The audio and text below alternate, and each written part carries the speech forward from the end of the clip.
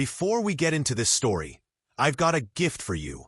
I've written an exclusive Wild West tale you won't find on YouTube, and it's completely free. Just check the link in the description or the pinned comment to grab your copy. Now saddle up, and let's ride straight into today's story. Before we dive in, pause for a moment and tell me something. Where in the world are you watching from, and what time is it right now? Maybe it's sunrise in Nairobi, midnight in New York, afternoon in Canada, or evening in France. Don't just watch quietly. Drop a comment below, and let's see how far this story reaches across the world. Now lean in, and let's begin. The wind dragged dust through the empty main street of Greystone, a forgotten town baked beneath the desert sun. A ragged boy knelt in front of the saloon, his knees in the dirt, clutching a tin cup. "Please, sir, just a sip," he whispered. The man towering over him, broad-shouldered, sneering, kicked the cup away. Water spilled into the sand. Laughter echoed from the porch. The boy's sister, no more than 8, held his arm, tears cutting through her dusty cheeks. The townsfolk watched silent. They'd seen this kind of cruelty before, and silence was easier than trouble. Behind them, the saloon doors creaked. A thin old man stepped out. His coat was torn, his hat older than his boots. The crowd's laughter faded when his cane struck the porch. 1, 2 steady steps. His gray beard caught the light, and his blue eyes held the quiet strength of someone who'd buried more friends than he could count.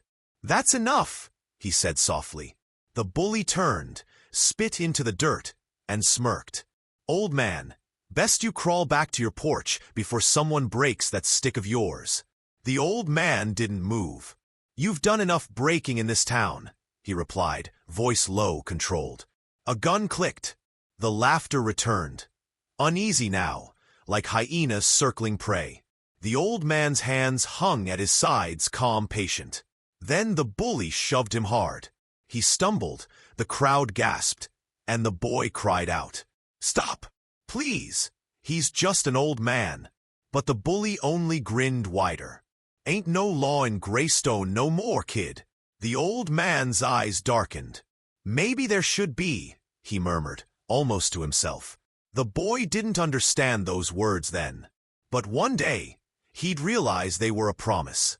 The old man picked up the tin cup, dusted it off, and handed it back to the boy. "You and your sister come by my cabin before nightfall," he said gently. "I'll have water waiting." His cane pressed into the ground, and he walked away as the crowd parted, whispering. Someone snorted. "Old fool still thinks he runs the place." Another spat. "He used to, back when this was worth a damn." Nobody saw the way the bully's hand trembled slightly as the old man passed, or how the boy stared after him with something like awe.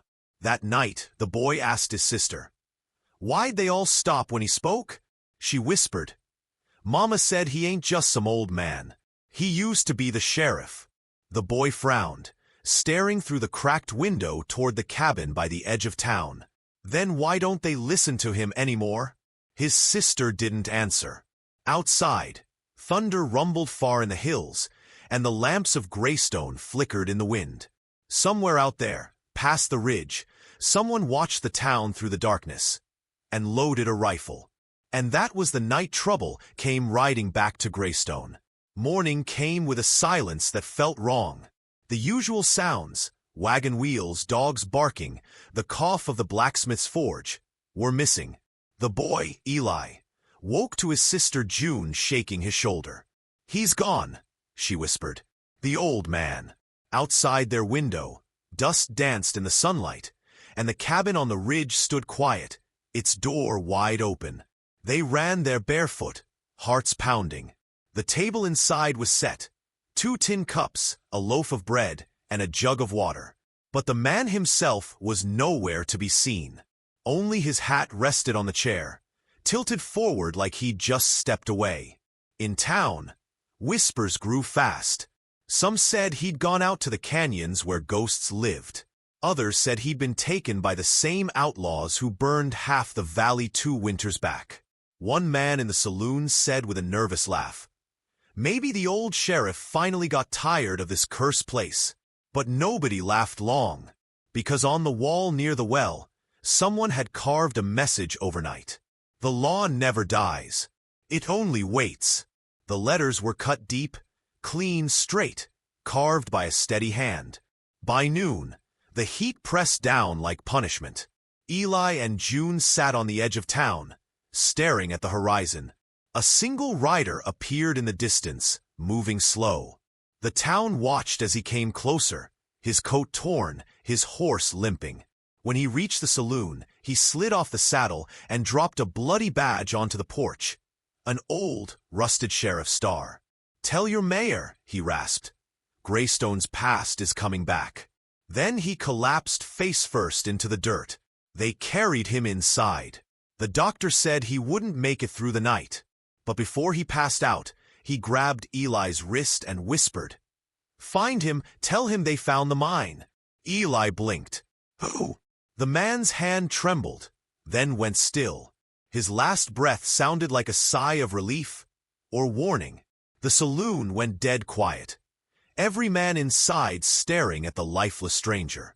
That evening, the mayor, Harlan Coate, a slick man with a gold tooth and no backbone, called a meeting. "We don't need another sheriff," he said firmly, sweat shining on his forehead. "The past is gone. Let it stay buried." But behind him, through the open doors of the saloon, the horizon burned orange. A storm was coming. Dust swirled, shutters clattered. June tugged at Eli's sleeve. "Do you think he'll come back?" she whispered. Eli looked toward the ridge where the old cabin stood. "If he built this town once," he said softly, "maybe he's the only one who can save it again." That night, thunder split the sky wide open. A horse neighed in the distance, one, then two, and far out beyond the ridge, lightning revealed a lone rider standing under the rain. His cane was gone. His eyes burned through the storm. The old sheriff was coming home, and Greystone had no idea what that meant. The storm had only just begun. By dawn, the rain had carved new scars into the land. The storm passed, but its warning stayed. When Eli and June reached the ridge again, the old man's door was shut. Smoke curled from the chimney. They knocked softly. The door creaked open, and he stood there, coat soaked, eyes darker than before. "You shouldn't be here," he said, though his voice was gentler this time.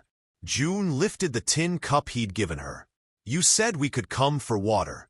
He nodded slowly, stepping aside. Inside, a fire burned low. On the mantel lay a revolver, clean oiled old. It hadn't been there before. The old man poured water into the cups. "The man who rode into town," he asked. "What did he say before he died?" Eli told him about the mine. The old man's face tightened. "Then they've found it," he muttered. "And they'll come for what's buried there." Eli frowned. "What's in the mine?" The old man looked toward the window, where rain dripped from the eaves. "Bones," he said quietly, "and a truth this town was built on." Later that night, the boy saw the old man kneeling by the fire, holding the sheriff's badge from the stranger. He whispered something over it, like a prayer or a promise.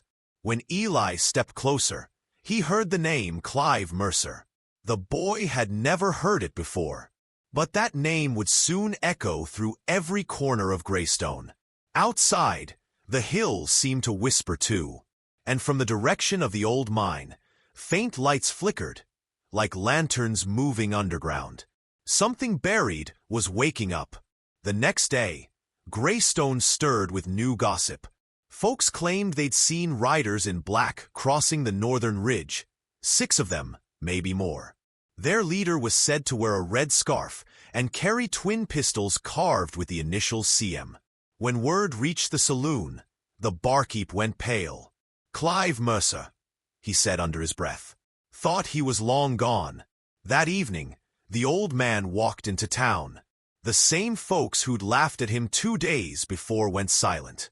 He stopped at the saloon door, eyes fixed on the horizon. "Tell your mayor," he said evenly. "Mercer's men are back." Harlan Coate tried to laugh it off.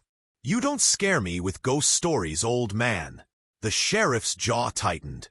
"They ain't ghosts. I buried them myself." The room went still. Eli and June watched from outside as the mayor stammered. "If Mercer's back," someone muttered, "we're all dead."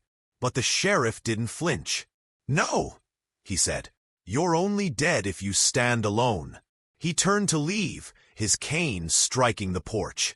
"I'll be at the old jail come sundown. Anyone with courage left in this town, meet me there." Only 3 men showed up. A blacksmith with a broken arm, a rancher missing a finger, and the preacher's son, who couldn't shoot straight. But when the sheriff looked at them, he nodded like he was seeing an army. "This'll do," he said softly. Then he lit a lantern and began wiping dust from the star-shaped badge pinned to his vest. Greystone had a sheriff again. That night, as the sheriff and his small crew boarded up windows and loaded rifles, June brought food to the jail. She found Eli sitting on the steps, staring at the stars.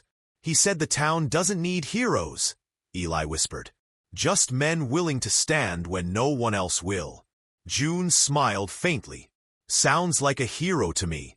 Inside, the sheriff told stories as they cleaned guns, about the days when the town had law and people had hope. "Back then," he said, "Mercer was my deputy." The others froze. The blacksmith spat into the dirt. "You mean the man comin' to kill us was once your friend?" The sheriff's eyes dimmed. "He was more than that. He was my brother." Outside, thunder rolled again, though the sky was clear. The preacher's son crossed himself. "You think God still watches this place?"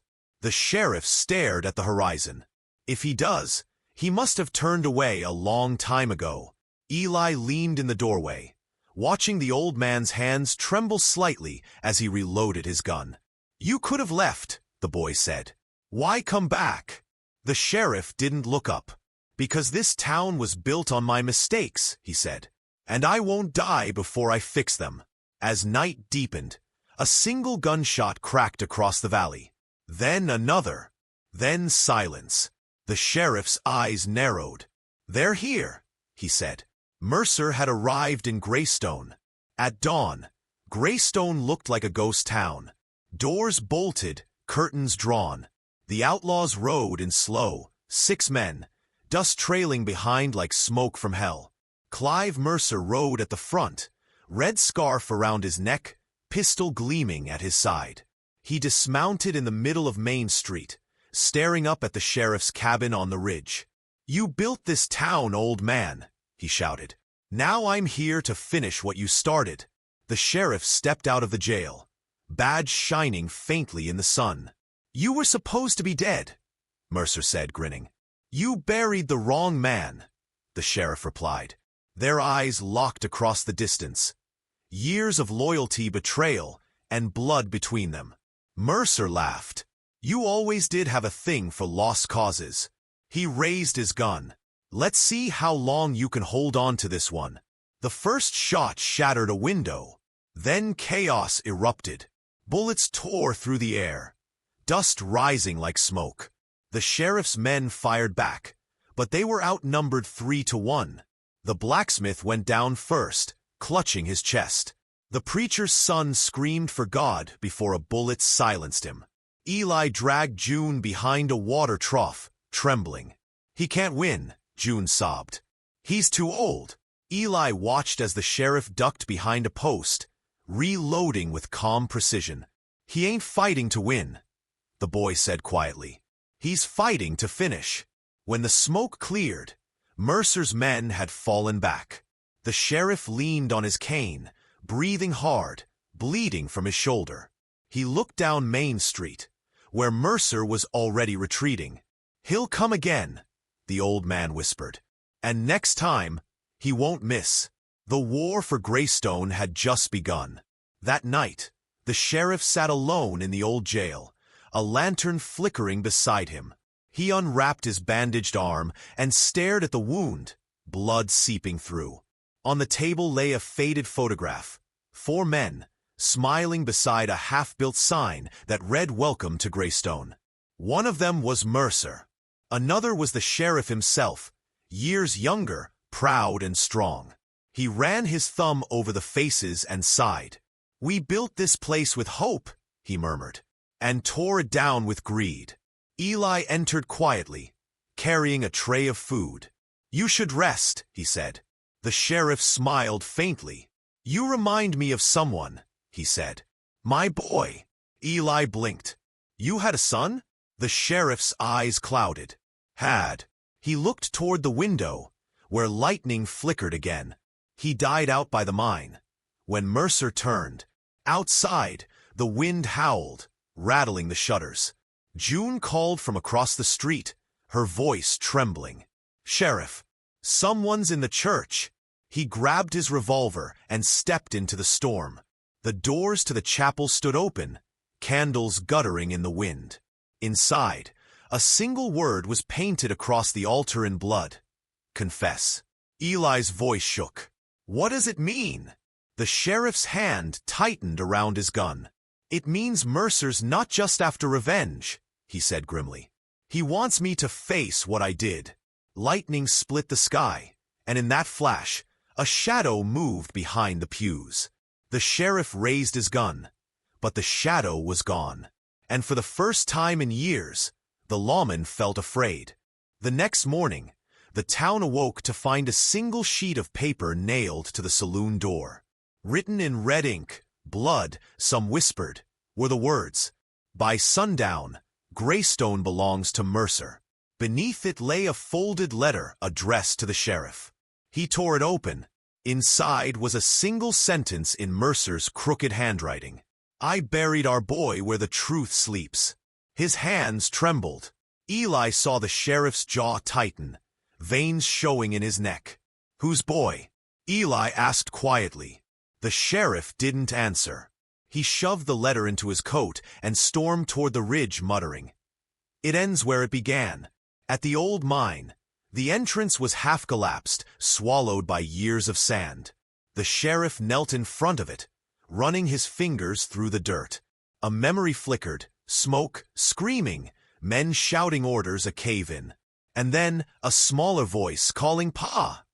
before the earth swallowed it. He shut his eyes, gripping his hat. Eli and June found him there hours later, staring into the darkness of the mine.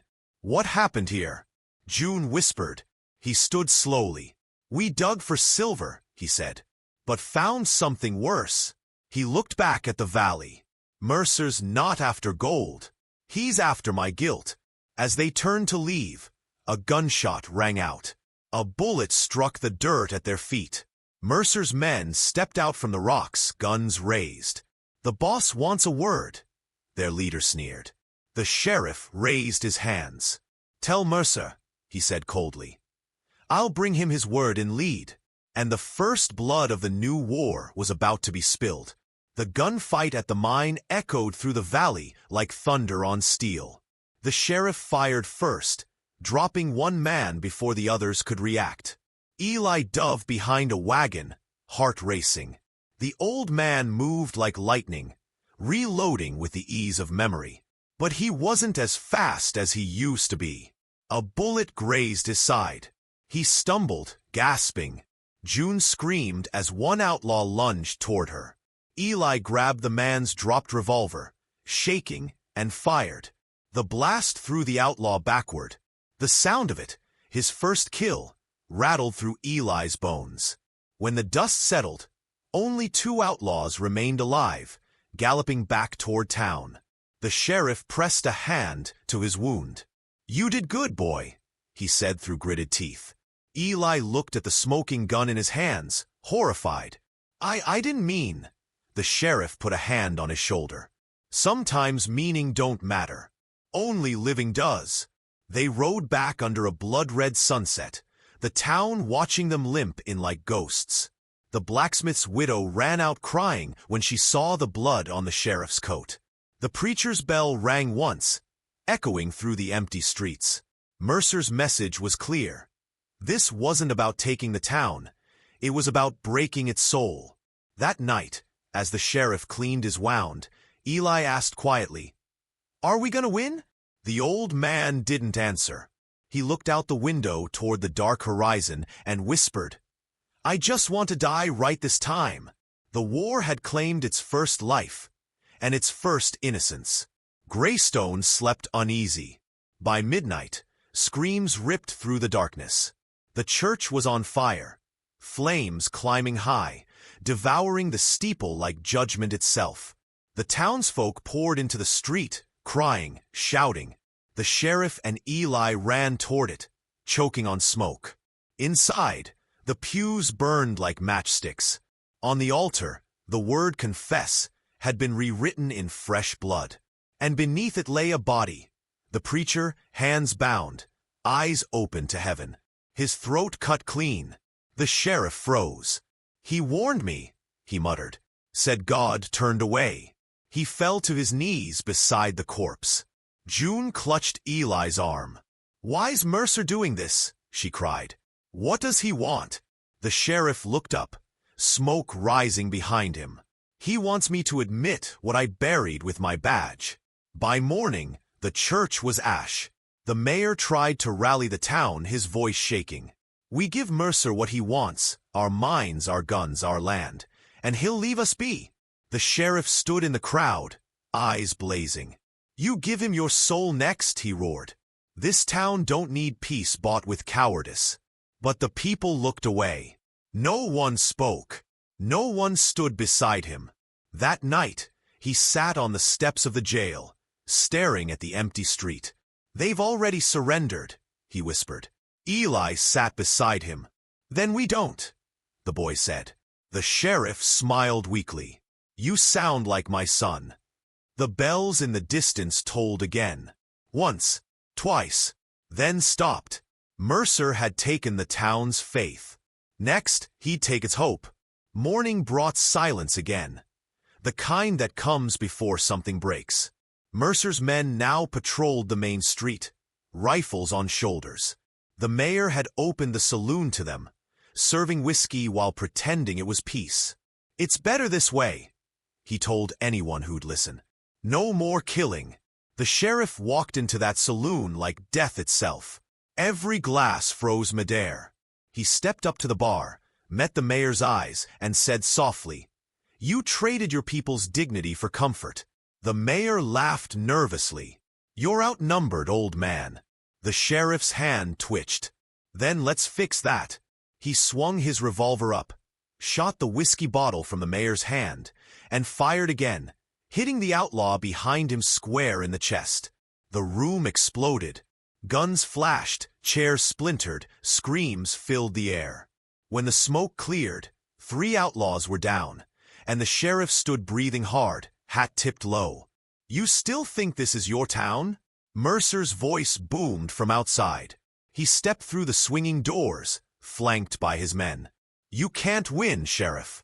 You ain't fighting me. You're fighting time." The sheriff holstered his gun slowly. "Then I'll make time bleed." Mercer's grin faded. "You could have been rich. You could have stayed forgotten." The sheriff stepped forward. "I built this town so men like you wouldn't own it." They stood inches apart, the air trembling between them. Mercer's hand twitched, but he didn't draw. "Not yet," he said. "Not until you tell them what you did at the mine." And just like that, the sheriff's silence became his weapon and his curse. 2 nights later, the sheriff returned to the mine alone. The air was cold, dry, heavy with the ghosts of what came before. He carried a lantern in one hand, gun in the other. Inside, the walls whispered with every step. Bones crunched underfoot. He found the collapsed shaft near the back, the one he dreamed of every night since that day. His lantern light flickered over a wooden sign, half buried in dust. Section 7, Mercer's Crew. He knelt, brushing away sand until he saw the first skull. His breath caught. "Lord, forgive me," he whispered. "We sealed them in alive." Memory slammed back. A cave-in panic, his own voice shouting, "Seal it off!" To save the rest of the men. knowing Mercer's crew was still inside. He told the town they'd died quick, but they hadn't. They'd screamed for days before the air ran out. A sound broke the silence, boots behind him. He turned, gun ready. Mercer stepped out of the shadows, face lit by the lantern's glow. "Took you long enough," he said. "You ready to confess, Sheriff?" The old man's jaw clenched. "I didn't mean for it to happen."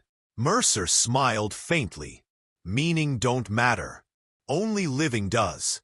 Remember?" The sheriff raised his gun. "Then let's finish what we started." Their shots rang out together. The lantern fell, glass shattering, flame catching in the dust. Fire spread up the tunnel walls. Mercer vanished into the smoke. The sheriff staggered out, coughing, blood on his coat. Behind him, the mine collapsed for the second and final time. And this time, the ghost stayed buried. Or so he thought. The rain had stopped, but the streets of Redwood still smelled of blood and smoke. Jean stood before the half-burned saloon, hat low, his breath trembling as the wind cut through him like glass.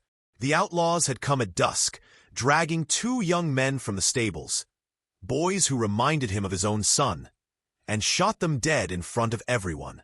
No lawman had answered their cries. No one but him. He'd buried them himself by lantern light, while the townsfolk watched from behind half-shuttered windows. Nobody spoke. Nobody helped. The man they once mocked, the senile drunk with a badge, was now the only one still willing to stand for Redwood. And that realization burned like whiskey down his throat. At dawn, he went to the church. The pews were empty, dust floating in golden shafts of light. He knelt and pressed his hat to his chest. "I failed him once," he whispered, voice cracking. "Not again." Outside, a horse neighed, a warning. Jean's hand went to his revolver. Shadows shifted in the fog, and a voice called from the darkness. "You think you can take us all, old man?" Jean cocked the hammer back, steady and cold. "No," he said, "but I can start with you." The first gunshot echoed through the waking town. The next day, Redwood was silent. Smoke curled from the saloon roof, where 2 bodies lay face down in the mud. Jean had killed 2 of the Moro gang, but it had cost him. His left arm hung limp, bleeding from a shoulder wound. He rode through the main street, the sound of his horse's hooves sharp in the quiet. The townsfolk avoided his gaze. Doors closed, shutters slammed. The people he'd once protected were hiding like rats, leaving him to face the fire alone. At the sheriff's office, he poured himself a glass of whiskey with a shaking hand. His badge lay on the desk beside the dusty ledger of crimes, pages he'd once believed mattered. "A town that don't fight for itself," he muttered. "Ain't a town worth saving." Then a knock came at the door. It was Lucille, the widow of one of the boys he'd buried. Her eyes were red, her voice trembling. "You can't do this alone, Sheriff," she said. He looked up, tired but alive. "Then stand with me." She hesitated, then set a rifle on his desk. "Tell me where to aim." For the first time in years, the sheriff smiled. Night fell under a sky red as rust. They called it a hunter's moon, but Jean knew better. It was a warning. The Moro gang had gathered their riders, a dozen men with torches and rifles, ready to burn Redwood to the ground. Jean, Lucille, and 5 others, the last brave souls in town, stood behind overturned wagons at the main crossing. Every breath was frost. Every second felt like eternity. "We don't need to win," Jean said quietly. "We just need to make 'em bleed enough to remember." The first torches flew, fire licking at the fences. Then came the roar of hooves. Jean fired first, the shot cutting through the leader's torch arm. The battle exploded in smoke and gunfire. Horses screamed, glass shattered. The church bell rang wild in the chaos. Lucille dropped one outlaw with a clean shot through the shoulder. Jean reloaded behind a barrel, coughing through the smoke. The sky itself seemed to tremble. Then, in a blur of sound, a bullet tore through Jean's side. He staggered, blood darkening his coat. But he didn't fall. Not yet. Somewhere through the fire, he heard Lucille scream. He found her by the church steps, bleeding but alive. She'd taken a bullet meant for him. Jean ripped his sleeve, pressing it against her wound, but her hand caught his wrist. "Save yourself," she gasped. He shook his head. A man don't get to walk away twice. Behind them, the gang regrouped. Torches flared against the blackened buildings. The leader rode forward, a tall man with a scar across his mouth, sneering beneath his hat. "You should have stayed dead, Sheriff. Ain't no one left who remembers your name." Jean rose, slow and steady, eyes blazing in the firelight. "Then I'll remind em." He stepped into the open street, revolver in hand. The world fell silent. The leader drew first, but Jean was faster. One shot, clean through the chest. Then another, until the echoes rolled like thunder through the canyon. When it was done, he stood shaking, smoke rising from his gun, his breath shallow. The remaining riders fled into the night. Jean turned to Lucille, falling to his knees beside her. "It's over," he whispered. But deep down, he knew the price wasn't paid yet. The blood moon still burned above the town. Morning came slowly, gray and quiet. The rain had washed away the blood, but the air still smelled of smoke. Jean stood in the middle of the street, bandaged and pale, his coat stiff with dried blood. He'd slept only an hour, if that. Lucille lay inside the church, barely breathing. The doctor said she wouldn't last till sundown unless help came. Jean saddled his old horse, Rust, one last time. His hands trembled as he tightened the reins. He was heading east, toward the canyon where the rest of the Moro gang had fled. He didn't plan to come back. The streets were empty as he rode through them. Curtains fluttered, but no one stepped out. He didn't look back. Half a mile outside town, the wind picked up. A dust storm swirled, carrying the smell of gunpowder and revenge. In the distance, he saw the black smoke of a campfire. He whispered to his horse, "One last ride, old friend." As the wind howled across the barren plain, Jean drew his revolver and rode straight into the storm. The Moro gang was waiting in the canyon, a dozen men with rifles trained on the cliffs. They thought he'd come with an army. They didn't realize the army was already gone. Jean rode in slow, hands raised. "You boys done run long enough," he said, voice gravel and fire. Their leader now was a young gunslinger named Tate, barely 20, full of arrogance. "You're alone, Sheriff. You can't win." Jean smiled faintly. "I ain't here to win, son. I'm here to end it." The moment froze, the silence before lightning strikes. Then Jean's hand flashed faster than thought. One shot, then another. Dust exploded. Horses screamed. Tate fired back, grazing Jean's hat, then fell dead with a bullet between his eyes. Jean dove behind a boulder, returning fire as the canyon roared with chaos. The sound of bullets echoed off the stone walls like thunder in a storm. When the smoke cleared, 8 men were down. Jean stumbled forward, clutching his side where another bullet had found him. He looked at the last outlaw crawling through the dust, terrified. "Tell em," Jean whispered. "Tell em Redwood ain't for the talking." Then he raised his gun once more and fired the final shot. By the time Jean rode back into town, the sun was setting. His horse limped, and so did he. The people came out slowly this time. Men, women, even children, drawn by the sight of him bleeding, broken but upright. He dismounted in front of the church and nearly fell. Lucille was lying on a cot by the altar, her face pale as snow. Her eyes flickered open when she heard his voice. "It's done," he said softly. "They won't come back." A tear slipped down her cheek. "You kept your word, Sheriff." He nodded, though his vision was already fading. The doctor rushed to him, But Jean pushed his hands away. "Tend to her first," he said, breath ragged. The townsfolk gathered around him in silence. No one mocked.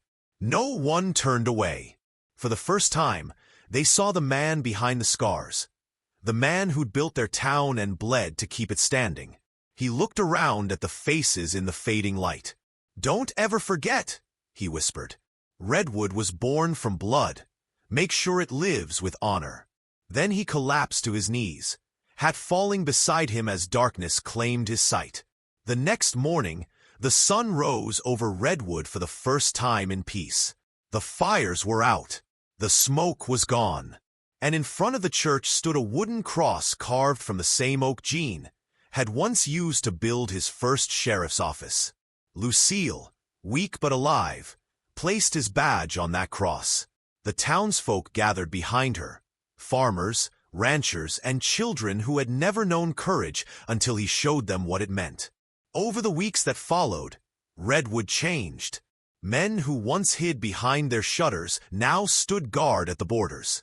Women taught their sons how to shoot straight and how to pray before pulling the trigger. They rebuilt the saloon, the stables, the homes. But they left the sheriff's office empty, the chair and badge untouched. On the town's new gate, they hung a sign carved by hand, in memory of Sheriff Jean Duval, the man who built this town. And when the wind blew through the canyon, folks swore they could still hear him say, "Justice don't die easy." The legend of Jean Duval became the heart of Redwood. The man they once bullied became the soul that saved them all.